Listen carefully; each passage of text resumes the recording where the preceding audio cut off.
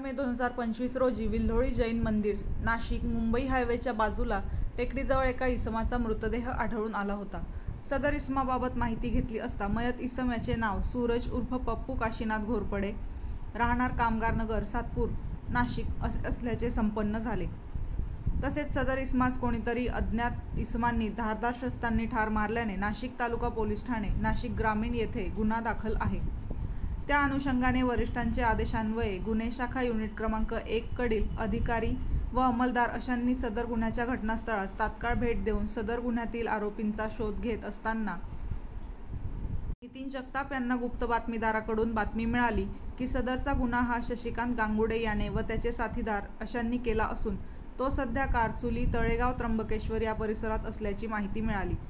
सदरची माहिती वरिष्ठ पोलीस निरीक्षक मधुकर कडसर यांना देऊन त्यांनी गुन्हे शाखा युनिट 1 चे हिरामण भोये, चेतन श्रीवंत, महेश साळुंके, नितीन जगताप, राहुल पालखेडे,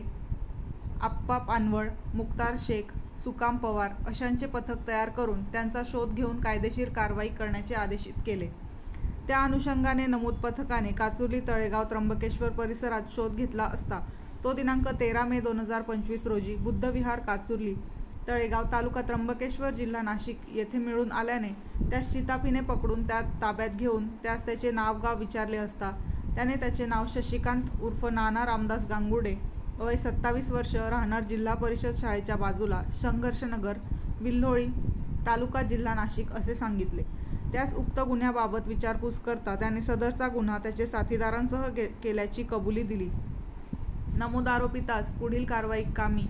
नाशिक तालुका पोलीस ठाणे, नाशिक ग्रामीण यांचे ताब्यात देण्यात आले आहे.